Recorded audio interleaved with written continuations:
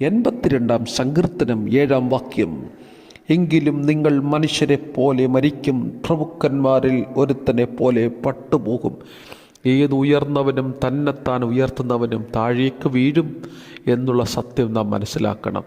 ദൈവസന്നിധിയിൽ ദൈവത്തെ ആരാധിച്ചു പോന്ന മാലാഖ, ആ ദൂതൻ, അതാണ് ലൂസിഫർ.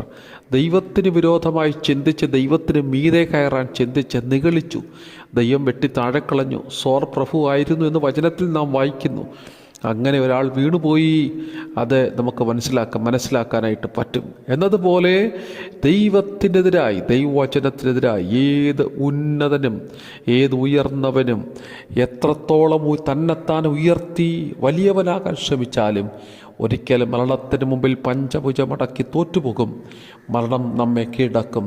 അതുകൊണ്ട് ഒരു ദിവസം ഇവിടുന്ന് പോകേണ്ടവരാണെന്ന് തിരിച്ചറിഞ്ഞ് ദൈവത്തെ ഭയപ്പെടൂ, ദൈവത്തെ ആരാധിക്കൂ. God bless you.